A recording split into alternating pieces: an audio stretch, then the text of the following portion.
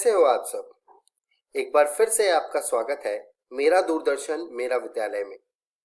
आशा करता हूं आपको जो ये घर पर विद्यालय का अनुभव मिल रहा है आप उसे बहुत एंजॉय कर रहे होंगे और एंजॉयमेंट के साथ साथ आपकी पढ़ाई भी हो रही होगी। आप सभी ने अपना कॉपी और कलम तो ले ही लिया होगा, तो इस कक्षा में भी अगर आपके मन में कोई सवाल हो या फिर आज के विषय को लेकर कोई जिज्ञासा हो तो उसे नोट करते जाना है। आज के एपिसोड में हम कक्षा 9 के गणित का पाठ बहुपद पढ़ेंगे। उसके बाद हम सामाजिक विज्ञान के इतिहास के फ्रांसीसी क्रांति के बारे में कुछ और बातें जानेंगे।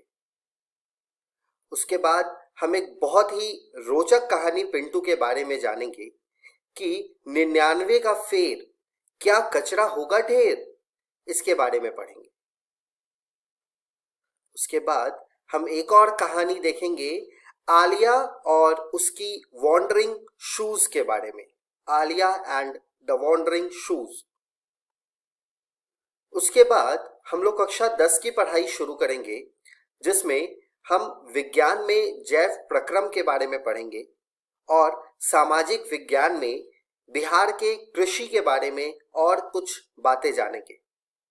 तो चलिए शुरू करते हैं आज के एपिसोड को।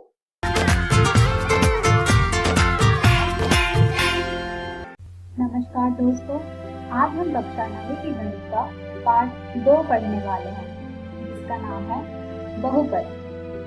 हमने पाठ बहुपद को 5 भाग में बांटा है। आज हम बहुपद का भाग 1 पढ़ने वाले हैं। आज के इस वीडियो में हम पढ़ेंगे बहुपद का परिचय, बहुपद का वर्गीकरण और बहुपद के घात। तो चलिए आगे बढ़ते हैं और शुरू करते हैं हम हमारा आज का भाग। सबसे पहले हम यह जानेंगे कि बहुपद क्या होते हैं। ऐसे बीजीय व्यंजक जिनमें चर का घातांक एक पूर्ण संख्या हो उसे बहुपद कहते हैं। मान लीजिए हमने एक उदाहरण लिया है 4 गुणे x की घात 2 जमा 7x। यहाँ पर आपको 4 गुणे x की घात 2 की घातांक मिलेगी 2 और 7x जिसकी आपको कोई भी घातांक नहीं दिख रही होगी उसकी घातांक होगी 1 और ये दोनों ही संख्या एक पूर्ण संख्या है, इसलिए यह बीजीय व्यंजक एक बहुपद है। चलिए कुछ और उदाहरण से समझते हैं। 5 गुणे x की घात 3 घटा x की घात 2 जमा 8x। यहाँ पर 5 गुणे x की घात 3 की घातांक है 3, x की घात 2 की घातांक है 2 और 8x की घातांक है 1 और ये तीनों ही संख्या एक पूर्ण संख्या है, यानी कि यह बीजीय व्यंजक भी एक बहुपद है। मान लीजिए हमने एक बीजीय व्यंजक लिया है x की भी घातांक क्या होगी 1, यानी कि x जो है हमारा वो भी एक बहुपद है। तो चलिए अब हम कुछ और बीजीय व्यंजक देखेंगे और देखते हैं कि यह बहुपद होते हैं कि नहीं। मान लीजिए हमने बीजीय व्यंजक लिया है x जमा 1/x। दूसरा व्यंजक लिया है वर्गमूल x जमा x। तीसरा व्यंजक लिया है y का घनमूल जमा y का वर्ग। अगर आप इन बीजीय व्यंजक को सरलीकरण करके लिखेंगे तो आपको मिलेंगे x जमा 1/x का x जमा x की घातांक घटा 1। वर्गमूल x जमा x को जब आप सरलीकरण करके लिखेंगे तो आपको मिलेगा x की घात 1/2 जमा x। जब आप y की घनमूल जमा y का वर्ग को सरलीकरण करके लिखेंगे तो आपको मिलेगा y की घात 1/3 जमा y की घात 2।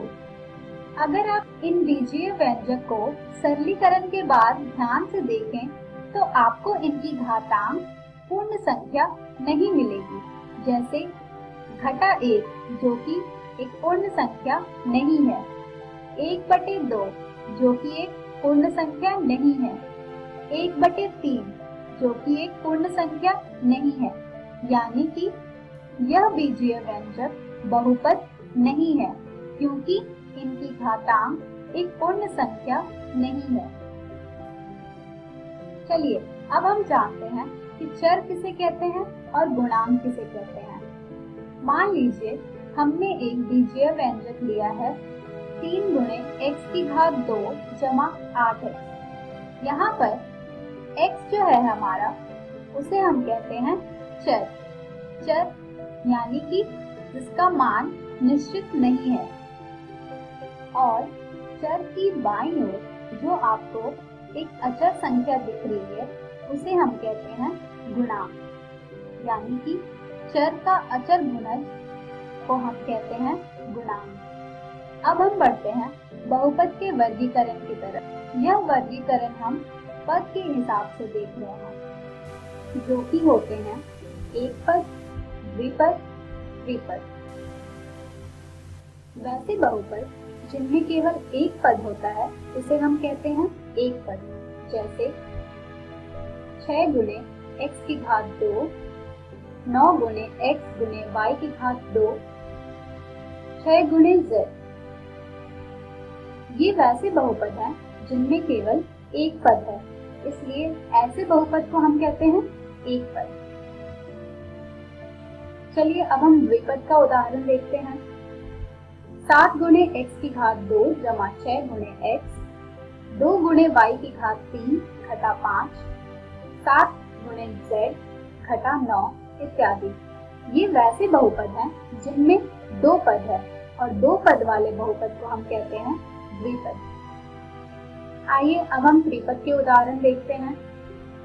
5 गुणे x⁻² जमा x घटा 3, y⁻² जमा 7 गुणे y जमा 1, 9 गुणे z⁻³ घटा 8z घटा 3। ये वैसे बहुपद हैं जिनमें आपको 3 पद मिल रहे हैं, और वैसे बहुपद जिनमें 3 पद होते हैं उन्हें हम कहते हैं त्रिपद। चलिए अब हम एक चर वाले बहुपद को जानेंगे। मान लीजिए हमने एक बहुपद लिया है px जो कि बराबर है 2 गुणे x⁻² जमा 5x घटा 8। इस उदाहरण में हमारा चर x है, इसलिए हम कह सकते हैं कि 2 गुणे x⁻² जमा 5x घटा 8 चर x में बहुपद है। चलिए एक और उदाहरण देखते हैं। हमने एक बहुपद लिया है py जो कि बराबर है 3 गुणे y⁻² घटा y। यह बहुपद में चर y है। 3 गुणे y⁻² घटा y चर y में बहुपद है।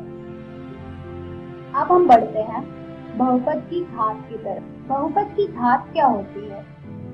एक बहुपद में चर की अधिकतम घात वाले पद के घातांक को बहुपद की घात कहा जाता है।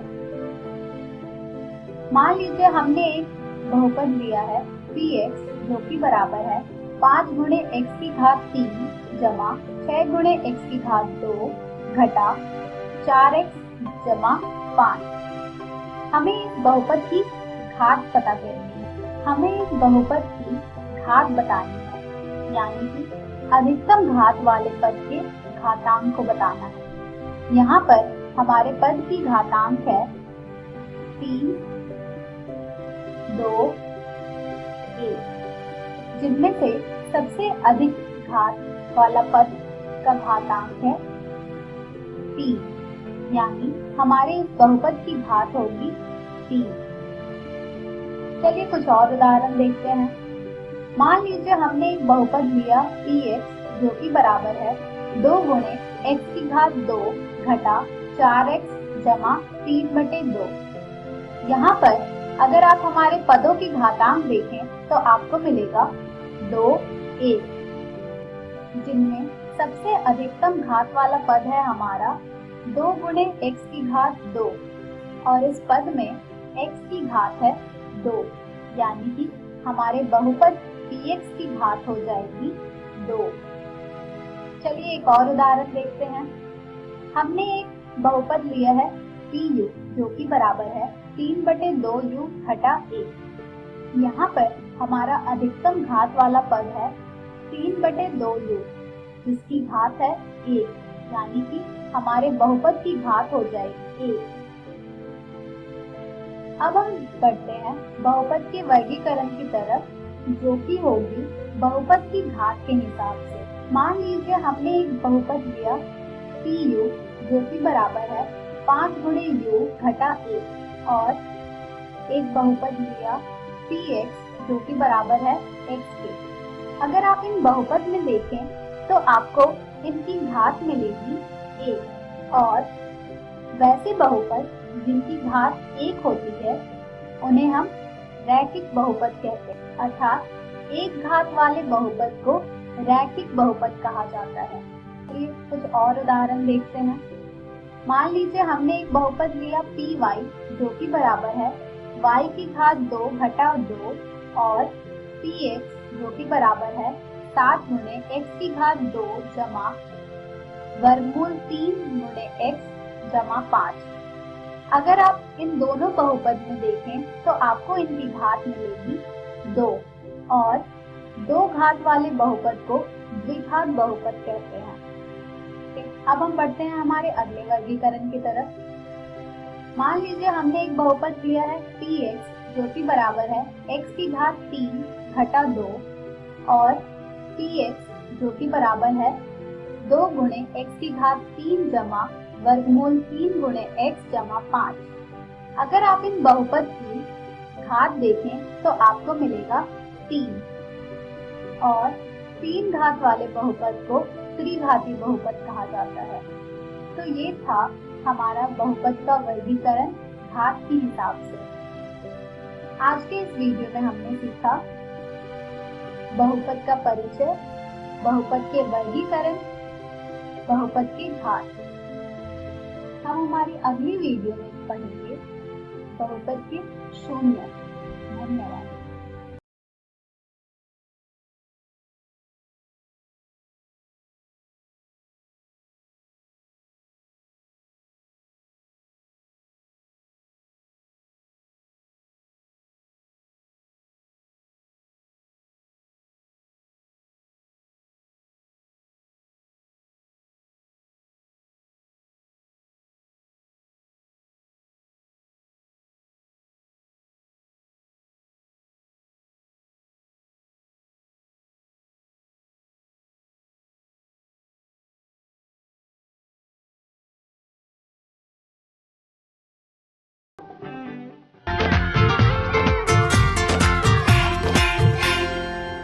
हेलो दोस्तों, ये है इतिहास के पाठ 3 फ्रांस की क्रांति का चौथा भाग। इस वीडियो में हम जानेंगे कि फ्रांसीसी क्रांति के क्या परिणाम थे और फ्रांसीसी क्रांति का स्वरूप कैसा रहा। तो चलिए शुरू करते हैं आज का पाठ। दोस्तों, फ्रांसीसी क्रांति का सबसे पहला परिणाम था कि इस क्रांति के बाद पुरातन व्यवस्था, जिसे हम अंग्रेजी में एंशिएंट रेजीम कहते हैं, उसका अंत हुआ। इस पुरातन व्यवस्था के अंत के साथ ही आधुनिक युग की शुरुआत हुई, जिसमें स्वतंत्रता, समानता और बंधुत्व के विचारों को प्रोत्साहन मिला। इसी के साथ साथ सामंतवाद का अंत हुआ। दोस्तों, जैसा कि हमने इस पाठ में पहले भी पढ़ा था कि फ्रांस की क्रांति से पहले फ्रांसीसी लोगों को धार्मिक और व्यक्तिगत स्वतंत्रता का अभाव था। इस क्रांति का परिणाम यह था कि लोगों को धार्मिक स्वतंत्रता मिली और फ्रांस एक धर्मनिरपेक्ष राज्य बना। इसी के साथ साथ धार्मिक क्षेत्र में बुद्धिवाद का धार्मिक स्वतंत्रता के साथ साथ व्यक्ति की महत्ता पर भी बल दिया गया। नागरिकों के मौलिक अधिकारों और कर्तव्यों की घोषणा भी की गई। समाज में जनसाधारण के बढ़ते अधिकारों के साथ साथ फ्रांस में जनतंत्र स्थापित हुआ। इस जनतंत्र ने राजा के दैवीय अधिकारों के सिद्धांत को समाप्त किया। जनतंत्र के साथ साथ फ्रांस में समाजवाद भी प्रारंभ हुआ। जैकोबिन्स ने सामान्य जनता के अधिकारों की रक्षा करी और अमीरों की जगह गरीबों का पक्ष लिया। दोस्तों, ये तो थे सामाजिक और राजनीतिक परिणाम। अगर हम आर्थिक परिणामों की ओर देखें तो क्रांति के बाद गिल्ड प्रथा, प्रांतीय आयात कर और अन्य व्यापारिक प्रतिबंध हटाए गए, जिसके चलते फ्रांस के वाणिज्य और व्यापार में वृद्धि हुई। इसी के कारण 19वीं शताब्दी में व्यापार के क्षेत्र में फ्रांस इंग्लैंड के बाद दूसरे स्थान पर था। दोस्तों, इस क्रांति का अगला परिणाम था दास प्रथा का उन्मूलन। दोस्तों, 1794 में कन्वेंशन यानी कि नवनिर्वाचित असेंबली ने दास मुक्ति कानून को पारित किया, लेकिन आगे चलकर नेपोलियन ने इस कानून को समाप्त कर दिया। लेकिन आगे चलकर 1848 में अंतिम रूप से फ्रांसीसी उपनिवेशों से दास प्रथा को हटा दिया गया। दोस्तों, इस क्रांति से पहले फ्रांस में चर्च में शिक्षा का प्रबंध था, लेकिन इस क्रांति के बाद सरकार पर शिक्षा का उत्तरदायित्व आ गया। इसके चलते पेरिस विश्वविद्यालय और कई शिक्षण संस्थान और शोध संस्थान फ्रांस में खोले गए। दोस्तों, इस क्रांति के बाद फ्रांस का एक राष्ट्रीय कैलेंडर भी लागू किया गया, जिसे ऋतुओं के आधार पर 12 महीनों में बांटा गया था।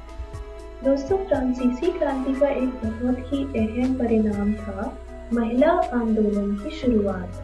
फ्रांसीसी क्रांति में महिलाएं भी शामिल हुई थीं। इन महिलाओं ने the society of revolutionary and Republican women नामक संस्था का गठन किया। अपने आंदोलन में महिलाओं ने पुरुषों के समान राजनीतिक अधिकार मांगा, लेकिन इन्हें सभी अधिकार शुरुआत में नहीं मिले। फ्रांसीसी क्रांति ने महिलाओं को उनके अधिकारों के प्रति जागरूक किया, जिसके कारण आगे चलते कई वर्षों तक महिलाओं के आंदोलन चलते रहे, जिसके परिणाम स्वरूप 1946 में फ्रांस की महिलाओं को मताधिकार मिला। दोस्तों, फ्रांसीसी क्रांति का प्रभाव सिर्फ फ्रांस पर ही नहीं बल्कि यूरोप के कई अन्य देशों पर भी पड़ा। नेपोलियन फ्रांस में सुधार के कार्य करते हुए अपने विजय अभियान के दौरान जब इटली और जर्मनी जैसे देशों में पहुंचे तो उन्हें वहां क्रांति का अग्रदूत कहकर स्वागत किया जाता था। दोस्तों, नेपोलियन बोनापार्टे फ्रांस की क्रांति के दौरान सेनापति थे और 1799 के बाद वे फ्रांस के शासक बने। चलिए देखते हैं कि फ्रांसीसी क्रांति का अन्य देशों पर क्या प्रभाव पड़ा। सबसे पहले हम बात करेंगे इटली की। दोस्तों, इस समय इटली कई भागों में बटा हुआ था। फ्रांस की क्रांति के बाद इटली के विभिन्न भागों में नेपोलियन ने अपनी सेना एकत्रित कर लड़ाई की तैयारी की और इटली राज्य स्थापित किया। एक साथ मिलकर लड़ाई करने से इटली के लोगों में राष्ट्रीयता की भावना आई और इटली के एकीकरण का मार्ग प्रशस्त हुआ। चलिए दोस्तों, अब बात करते हैं जर्मनी की। इटली की तरह जर्मनी भी छोटे छोटे करीब 300 राज्यों में बटा हुआ था। नेपोलियन के प्रयासों से ये 300 राज्य केवल 38 राज्यों में सीमित रह गए और इसी तरह जर्मनी राष्ट्र का निर्माण हुआ। जर्मनी के लोगों ने भी इस क्रांति के स्वतंत्रता, समानता और बंधुत्व के नारे को अपनाया। चलिए दोस्तों, अब बात करते हैं पोलैंड की। नेपोलियन ने पोलैंड में स्वतंत्रता की लहर फूंकी। पोलैंड पहले रूस, रशिया और ऑस्ट्रेलिया के बीच बटा हुआ था। नेपोलियन ने पोलैंड में राष्ट्रीयता का संचार किया और एक लंबी अवधि के प्रयास के बाद पहले विश्व युद्ध के बाद पोलैंड का स्वतंत्र राज्य कायम हो सका। दोस्तों, अब बात करते हैं हम इंग्लैंड की। नेपोलियन का विजय अभियान इंग्लैंड पर भी हुआ, लेकिन इस अभियान में नेपोलियन की हार हुई। दोस्तों, इस हार के बावजूद फ्रांस की क्रांति का इंग्लैंड पर बहुत अधिक असर पड़ा। फ्रांस की क्रांति के बाद इंग्लैंड में सामंतवाद के खिलाफ आवाज उठनी शुरू हो गई, जिसके चलते 1832 में इंग्लैंड में संसदीय सुधार अधिनियम पारित हुआ। इस अधिनियम के अनुसार जमींदारों की शक्ति को समाप्त करा गया और जनता के लिए अनेक सुधार के मार्ग प्रशस्त हुए। दोस्तों, ये तो बात हुई फ्रांसीसी क्रांति के परिणामों की। चलिए अब इस क्रांति के स्वरूप पर चर्चा करते हैं।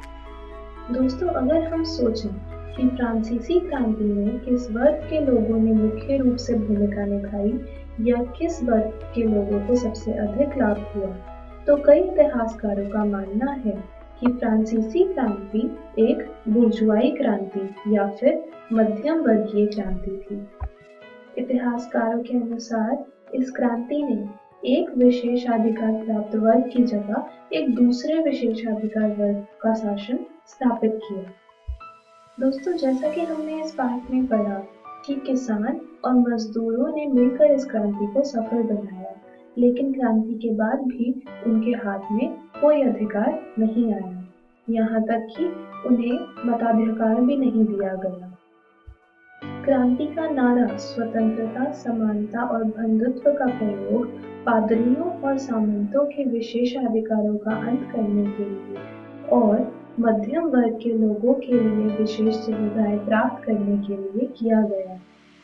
देखा जाए तो सन 1789 से 1815 तक शासन मध्यम वर्ग का ही रहा। दोस्तों, इसे भी आतंक का राज्य स्थापित होने का एक कारण माना जाता है। लेकिन दोस्तों, अगर हम फ्रांसीसी क्रांति के सकारात्मक प्रभाव को देखें तो वो था फ्रांसीसी क्रांति का नारा स्वतंत्रता, समानता और बंधुत्व। इसी के साथ साथ फ्रांसीसी क्रांति ने मानव अधिकारों की रक्षा की नींव भी रखी। चलिए दोस्तों, इस पाठ में बस इतना ही। मैं आशा करती हूँ कि हमने इस पाठ में जो भी पढ़ा आपको समझ आया होगा। चलिए एक बार फिर से देखते हैं कि आज हमने क्या क्या सीखा। हमने जाना कि फ्रांसीसी क्रांति के क्या परिणाम थे, नेपोलियन बोनापार्ट कौन थे और फ्रांसीसी क्रांति का क्या स्वरूप था। दोस्तों, आप घर जाकर अपनी इतिहास की पुस्तक इतिहास की दुनिया में से पार्ट 3 फ्रांस की क्रांति जरूर पढ़िएगा। अगले वीडियो में हम इस पाठ पर आधारित कुछ प्रैक्टिस क्वेश्चंस करेंगे। धन्यवाद। हेलो दोस्तों, ये है इतिहास के पार्ट 3 फ्रांस की क्रांति के चौथे भाग का डेली टेस्ट। आपका पहला प्रश्न है, दास मुक्ति कानून किस साल में पारित हुआ? 1790, 1792, 1794 या 1800? आपका अगला प्रश्न है, व्यापारिक प्रतिबंध हटाने से फ्रांस के व्यापार पर क्या प्रभाव पड़ा? व्यापार धीमा पड़ गया, फ्रांस बाकी देशों से व्यापारिक क्षेत्र में मुकाबला नहीं कर पाया, व्यापार और वाणिज्य में वृद्धि हुई या इनमें से कोई नहीं? आपका अगला प्रश्न है, फ्रांस की महिलाओं को मताधिकार किस साल में मिला? 1945, 1946, 1947 या 1950? आपका अगला प्रश्न है, इस खाली स्थान को भरिए। फ्रांस की क्रांति को डैश वर्गीय क्रांति भी कहा जाता है। पादरी, मध्यम, कुलीन या ऊपरी?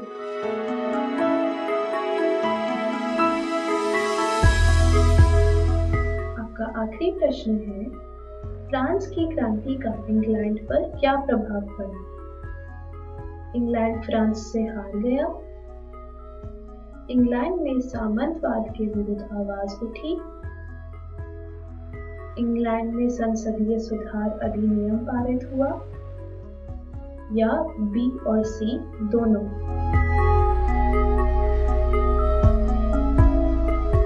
चलिए दोस्तों, इन प्रश्नों के सही उत्तर देखते हैं।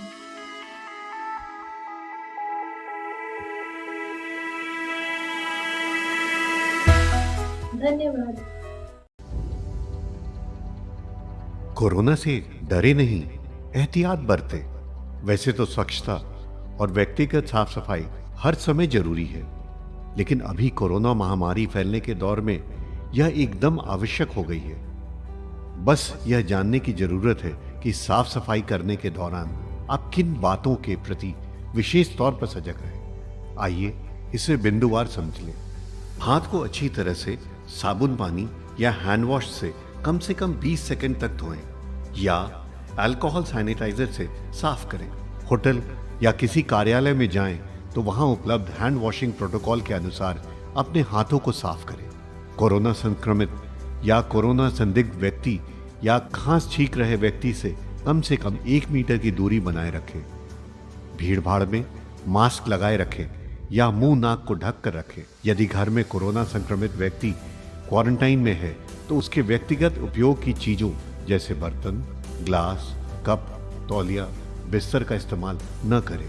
फर्श और अन्य सतहों को घर में रोजाना प्रयोग किए जाने वाले ब्लीच घोल या फिनाइल से साफ करते रहें। शौचालय को भी घर में रोजाना प्रयोग किए जाने वाले ब्लीच घोल या फिनाइल से साफ करते रहें। ऑनलाइन सामान मंगाने पर डिलीवरी करने वाले व्यक्ति नियमित आने वाले घरेलू सामान जैसे दूध, अखबार इत्यादि के लिए सुरक्षात्मक तरीके अपनाएं। बस, ट्रेन, ऑटो, टैक्सी, दुकान के काउंटर के संपर्क में आने पर भी एहतियात बरतें। जनहित में जारी राज्य स्वास्थ्य समिति बिहार।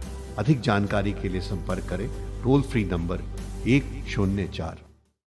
चलिए अब देखते हैं एक बहुत इंटरेस्टिंग कहानी जिसका शीर्षक है 99 का फेर क्या कचरा होगा ढेर, जिसमें हम पिंटू के बारे में पढ़ेंगे कि कैसे पिंटू और उसके 99 दोस्त गांव का कचरा साफ कर पाए।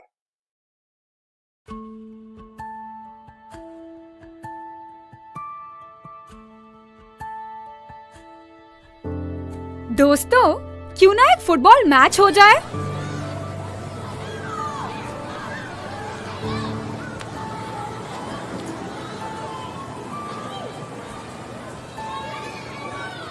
आज के बाद तुम लोग यहाँ कचरा नहीं डालोगे।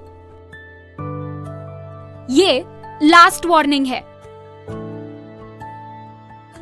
ज्यादा बकबक मत कर लड़की। अबे, ये मेरा इलाका है। Hello police.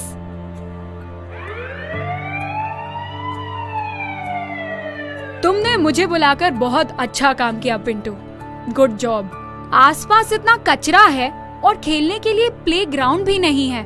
मेरी सबसे बड़ी ताकत मेरे दोस्त ही है। मेरे सारे दोस्तों का स्वागत है। आओ इसे साफ करके खेलने लायक बनाएं। और ऐसे पिंटू ने इलाका भी साफ किया और कचरा बेचकर पैसे भी कमाए। छोटी शुरुआत की, लेकिन एंटरप्रेन्योर बनकर अपनी सारी प्रॉब्लम्स सॉल्व कर ली। 99 का फेर 5 दिन का प्रोजेक्ट है। आप इसे 4-4 के समूहों में जाकर पूरा करेंगे। पहला दिन, क्षेत्र शोध। स्क्रैप डीलर्स से मिले, उनसे उनके कौशलों के बारे में पूछे। कैसे वो वेस्ट ट्रीटमेंट करते हैं, गीले कचरे, सूखे कचरे की जानकारी, व्यापार की जानकारी, वो क्या बेचते हैं, क्या फेंकते हैं। नोट्स बनाना और फोटोज लेना ना भूलें। दूसरा दिन, स्क्रैप की दुकानों में जाकर रिसर्च। स्क्रैप के उद्यमियों से जाकर पूछे कि वो क्या क्या काम करते हैं। क्या उनकी प्रक्रिया पर्यावरण हितैषी है? क्या वो अपने और अपनी टीम के हाइजीन का ध्यान रखते हैं? तीसरा दिन, बाजार में जाकर शोध। उन दुकानों में जाइए जहां स्क्रैप बिकता है। वहां जो जो बिक रहा है उनकी सूची बनाइए। देखिए कि गीले कचरे और सूखे कचरे में क्या क्या बिक रहा है, उनकी कीमत कितनी है। देखिए उसमें क्या क्या है। और हाँ, फोटोज खींचना ना भूलें। चौथा दिन, आप अपने समूहों के साथ सोचें कि क्या कुछ और शोध करना जरूरी है, और अगर है तो वहां जाइए। आप ग्राहकों से मिलें और पता करें कि वो क्या सुधार पसंद करेंगे। आप घरों में जाकर पता लगाइए कि क्या वो गीला कचरा सूखा कचरा अलग करते हैं। पांचवा दिन, अपनी व्यापार की योजना लिखिए। सब साथ मिलकर अपना रिसर्च प्रोजेक्ट कंप्लीट करें और उसे चेक करने के लिए अपने शिक्षक को दें। ये करने के बाद दूसरी कहानी देखिए, पढ़िए और सीखिए, क्योंकि युवा उद्यमी कभी रुकते नहीं हैं।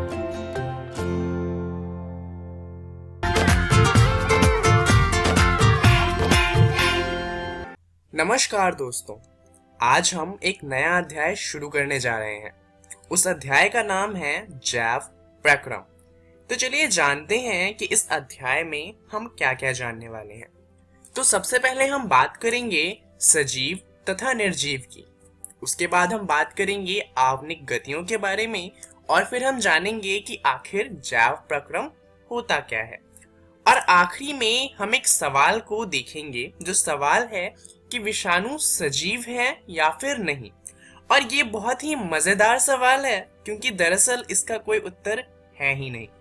तो चलिए शुरुआत करते हैं सजीव तथा निर्जीव को जानते हुए।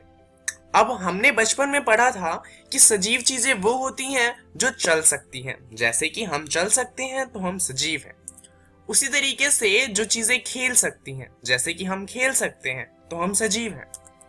वहीं पर जो चीजें बात कर सकती हैं, चल फिर सकती हैं, वो सारी चीजें सजीव होती हैं। परंतु अगर हम इस उदाहरण को देखें और इस तरीके से सजीव या निर्जीव में अंतर बताएं, तो अगर हम पेड़ की बात करेंगे तो पेड़ की बात करने पे हमें पता चलता है कि पेड़ बात तो कर ही नहीं सकते, ये खेल भी नहीं सकते और ना ही ये चल सकते हैं।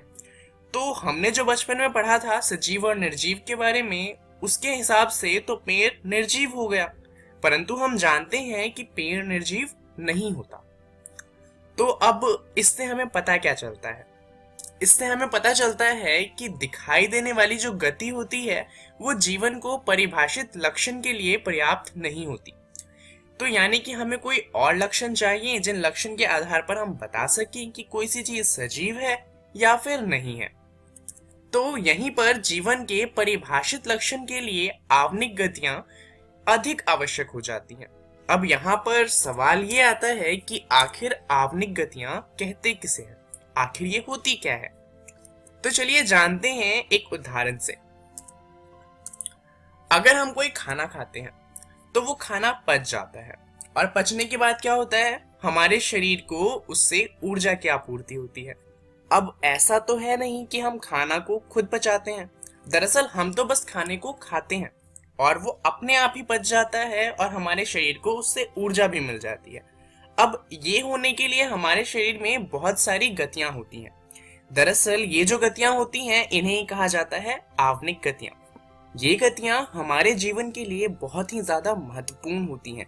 चलिए जानते हैं कि ऐसा क्यों होता है। दरअसल जैसा कि हम जानते हैं सजीव की संरचना सुसंगठित होती है। उनमें उत्तक होते हैं, उत्तकों में कोशिकाएं होती हैं और कोशिकाओं में छोटे छोटे घटक होते हैं, जैसे कि केंद्रक या फिर झिल्लियां आदि। तो अब होता क्या है कि सजीव की यह संगठित एवं सुव्यवस्थित संरचना समय के साथ साथ पर्यावरण के प्रभाव के कारण विघटित होने लगती है। अब कोई चीज विघटित होती है तो उसे मरम्मत की जरूरत होती है। इसी तरीके से जो हमारे शरीर की ये कोशिकाएं होती हैं, इन्हें भी अनुरक्षण की आवश्यकता होती है और मरम्मत की आवश्यकता होती है, क्योंकि ये सभी संरचनाएं अणुओं से बनी होती है। अतः उन्हें अणुओं को लगातार गतिशील बनाए रखना चाहिए और इसीलिए जो आवनिक गतियां होती हैं वो बहुत ही ज्यादा महत्वपूर्ण हो जाती हैं हमारे जीवन के लिए।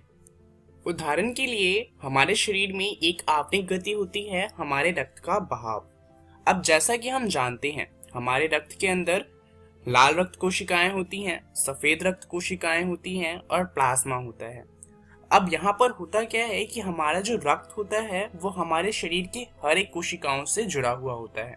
और मान लीजिए अगर हमें कोई दवाई लेनी होती है या फिर कोई इंजेक्शन लेना होता है तो वो भी हमारी नसों में ही दिया जाता है, क्योंकि जो हमारा रक्त है वो हमारे शरीर के हर एक कोशिका से जुड़ा हुआ है और जो दवाई या फिर इंजेक्शन है वो हमारे हर एक कोशिका तक पहुंचा सकता है।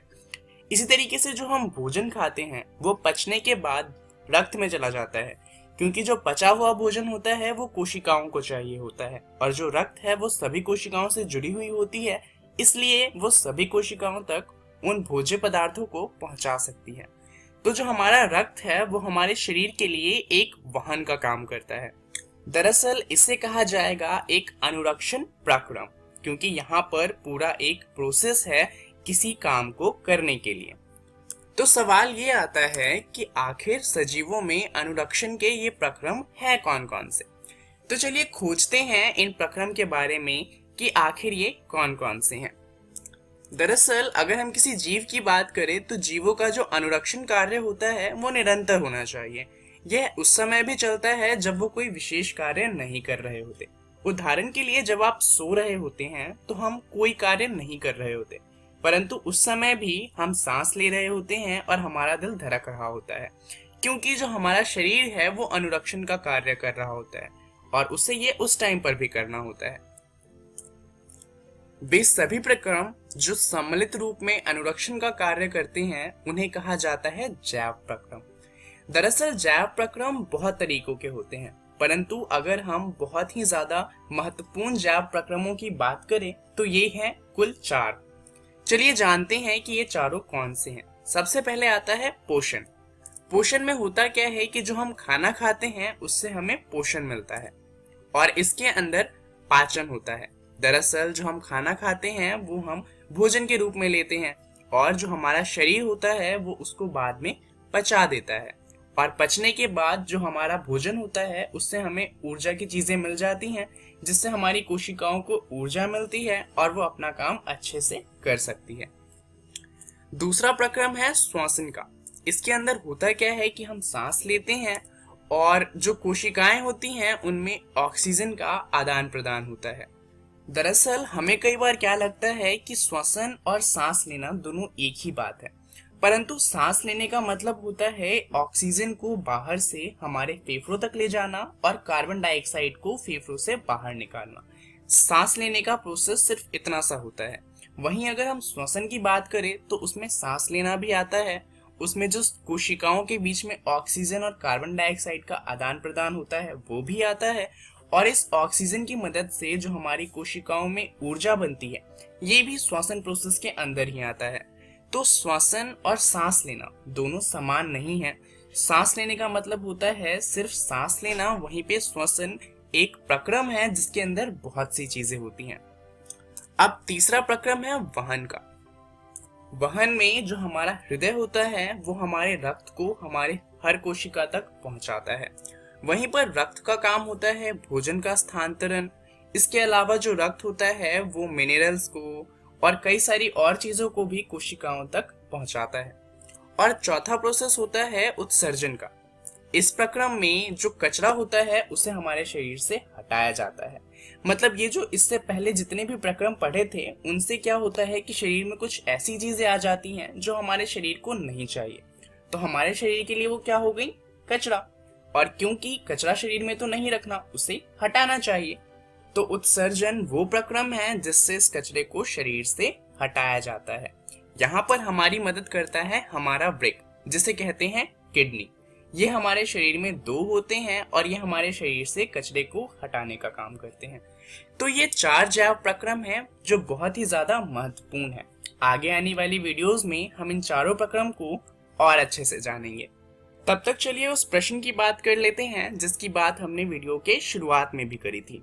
जो प्रश्न था कि विषाणु सजीव है या नहीं। दरअसल विषाणुओं के अंदर आवनिक गति नहीं होती। अब हमने शुरुआत में ये जाना था कि जीवन की परिभाषा क्या है। वो जीव जिनमें आवनिक गति होती है वो जीवित होते हैं, परंतु जो वायरस यानी कि विषाणु होते हैं उनके अंदर आवनिक गति होती ही नहीं, तो इसका मतलब ये निर्जीव है। परंतु जब ये किसी कोशिका को संक्रमित करते हैं तब इनके अंदर आवनिक गतियां होती हैं। तो अब इसका मतलब कि जब ये किसी को संक्रमित कर लेते हैं तब ये सजीव हो जाते हैं। तो देखा जाए तो विषाणु के अंदर आवनिक गतियां होती भी हैं और नहीं भी होती, और इसी कारण यह विवाद बना हुआ है कि ये वास्तव में सजीव होते हैं या नहीं। और कुछ लोग कहते हैं कि ये सजीव होते हैं, वहीं पे कुछ लोग कहते हैं कि ये निर्जीव होते हैं। तो चलिए जानते हैं कि आखिर इस वीडियो में हमने क्या क्या सीखा। सबसे पहले हमने जाना कि सजीव तथा निर्जीव क्या होते हैं। उसके बाद हमने जाना आवनिक गतियां क्या होती हैं। फिर हमने जैव प्रक्रम की बात करी और अंत में हमने एक सवाल के बारे में जाना, जो सवाल था कि विषाणु सजीव है या नहीं। अब इन सभी के बारे में आप अपनी बुक एनसीईआरटी का जैव प्रक्रम वाला अध्याय पढ़ सकते हैं, जिसके अंदर आपको पढ़ना है कि जैव प्रक्रम क्या होता है। अब हम अगली वीडियो में बात करेंगे पोषण के बारे में। तो आपको 2 काम करने हैं। पहला काम तो ये करना है कि आपने जो आज पढ़ा है उसके बारे में दोबारा से पढ़ना है, और दूसरा काम ये करना है कि अगली कक्षा में आपको पोषण पढ़ के आना है। इस वीडियो के लिए इतना ही।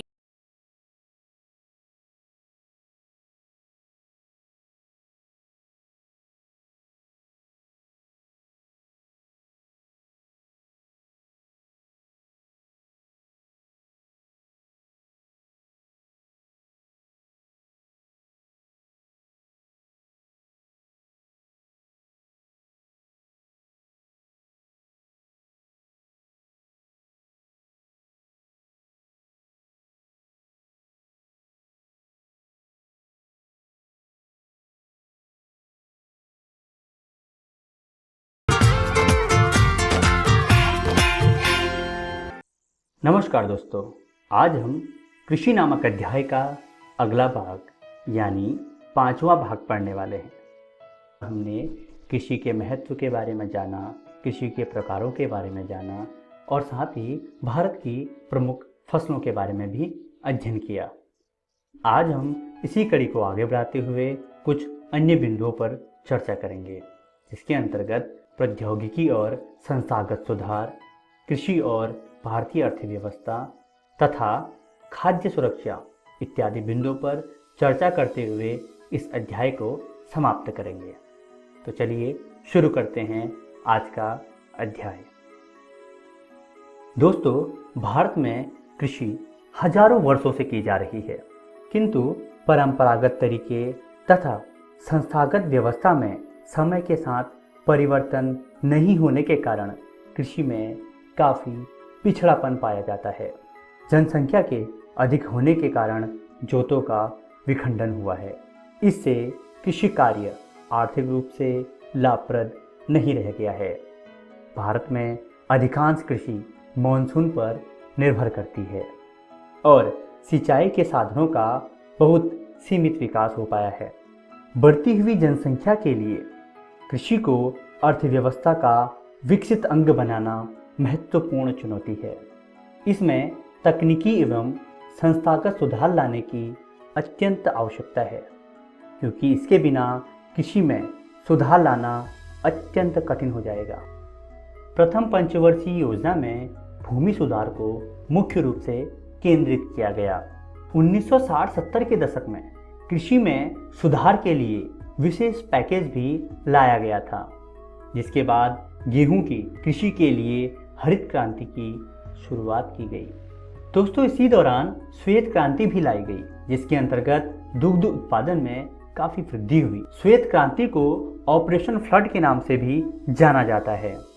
इसके बाद 1980-90 के दशकों में व्यापक भूमि सुधार कार्यक्रम शुरू हुआ। किसानों को कम दर पर ऋण उपलब्ध कराने के लिए ग्रामीण बैंक, सहकारी समितियां और अन्य बैंकों की भी स्थापना की गई। भारत सरकार ने किसान क्रेडिट कार्ड और व्यक्तिगत दुर्घटना योजना लागू किया है, जिसके अंतर्गत दूरदर्शन तथा आकाशवाणी पर कृषि से संबंधित जानकारियां प्रसारित की जाती हैं। इसके अलावा बिचौलियों के शोषण से किसानों को सुरक्षित रखने के लिए न्यूनतम समर्थन मूल्य तथा लाभदायक खरीद मूल्य की सरकार घोषणा भी करती है। कृषि में फसलों की खेती के अलावा दुधारू पशुओं का पालन, मुर्गी पालन तथा मछली पालन इत्यादि के विकास को प्रोत्साहित किया गया।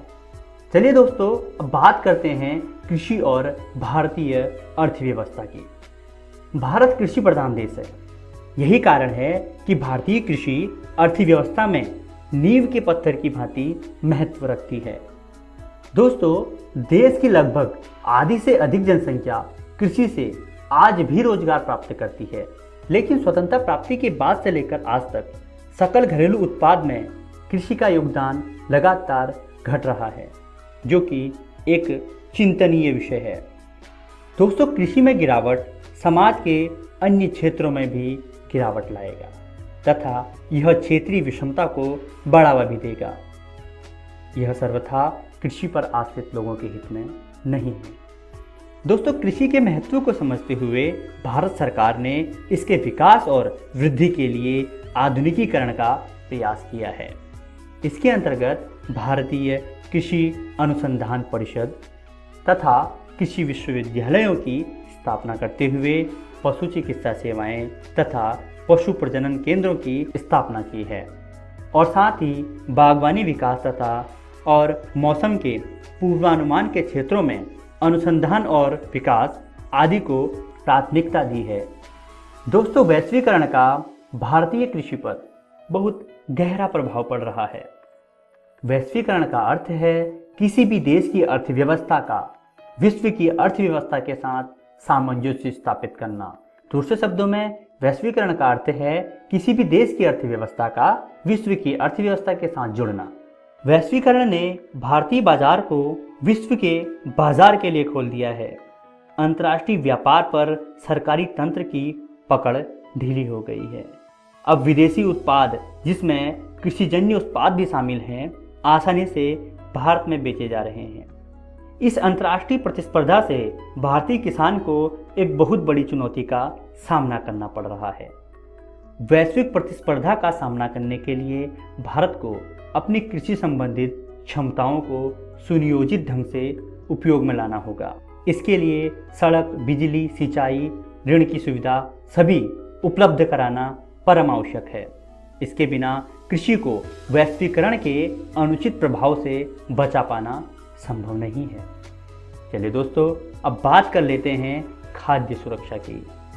दोस्तों, रोटी, कपड़ा और मकान यह हमारी मूलभूत आवश्यकता है। इन सभी के साथ साथ पोषण प्राप्त करना भी सभी नागरिकों के लिए अत्यंत आवश्यक है। हमारे देश के उन क्षेत्रों में जहां निर्धनता अधिक है, वहां भुखमरी की समस्या भी है। इसके निराकरण के लिए सरकार ने खाद्य सुरक्षा प्रणाली बनाई है। इसके मुख्यतः दो अंग हैं। पहला है बफर स्टॉक, दूसरा है जन वितरण प्रणाली। इसके अंतर्गत सस्ती दरों पर आवश्यक सामग्री और अनाज शहरों एवं ग्रामीण क्षेत्रों के निवासियों को मुहैया कराई जाती है। दोस्तों, बफर स्टॉक बनाने में फूड कॉरपोरेशन ऑफ इंडिया सक्रिय है।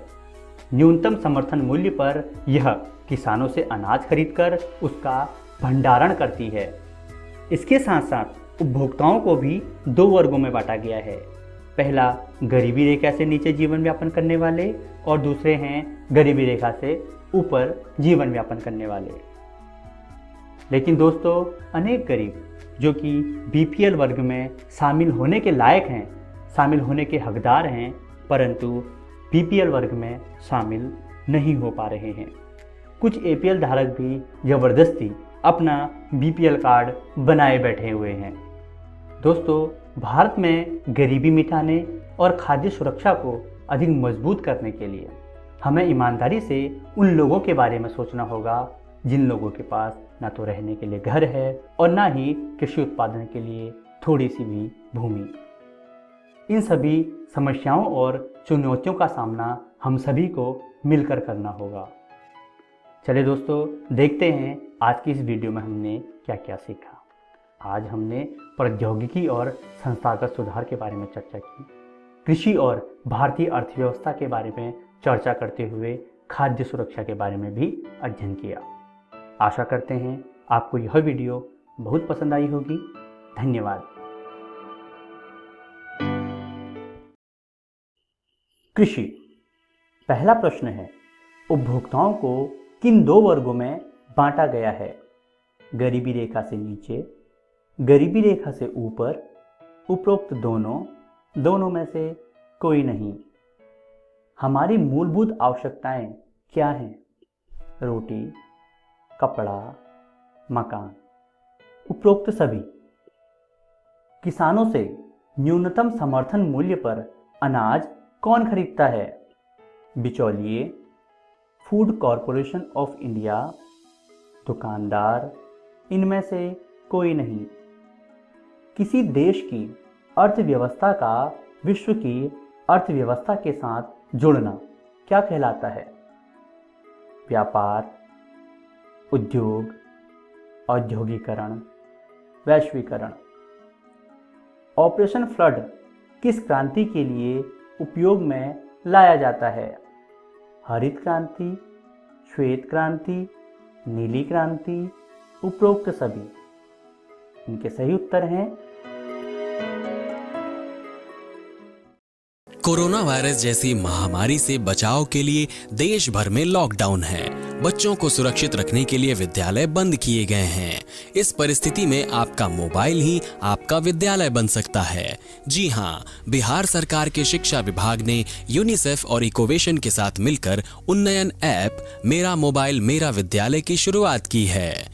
इस ऐप पर आप कक्षा 6 से 12 तक के पाठ्यक्रम को पढ़ सकते हैं। सिर्फ पढ़ ही नहीं सकते, बल्कि आपको पढ़ते समय अगर किसी भी तरह की कोई परेशानी आती है या फिर मन में कोई सवाल आता है तो इस ऐप पर आप अपने सवाल भी पूछ सकते हैं, जिसका जवाब उस विषय के विशेषज्ञ द्वारा दिया जाएगा।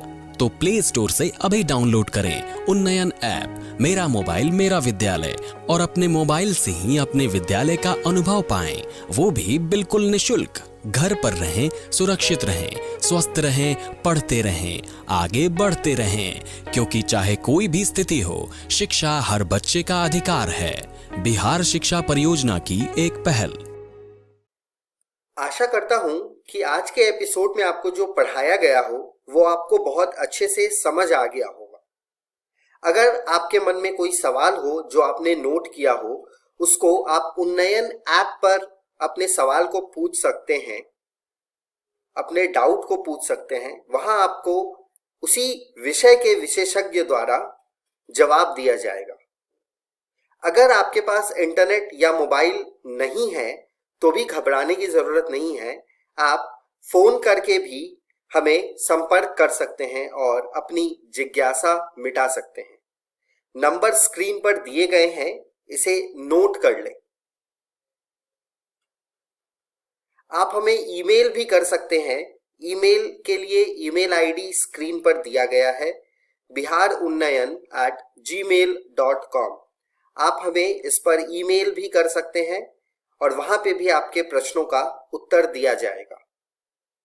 बच्चों, ईमेल करने से बेहतर होगा अगर आपके पास एंड्रॉइड मोबाइल है तो आप उन्नयन ऐप का इस्तेमाल करें। उस पर आप सभी वीडियो को भी दोबारा देख सकते हैं और अपने सवालों का संशय भी मिटा सकते हैं।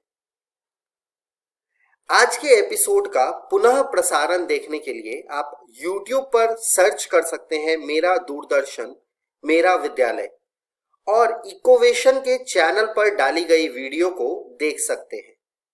यह प्रसारण आज 2 बजे के बाद कभी भी आप देख सकते हैं दोबारा YouTube पर। मेरा दूरदर्शन मेरा विद्यालय के आज के एपिसोड में इतना ही। मिलते हैं अगले एपिसोड में कुछ और रोचक कहानी और कुछ और पाठ के साथ। बाय बाय बच्चों।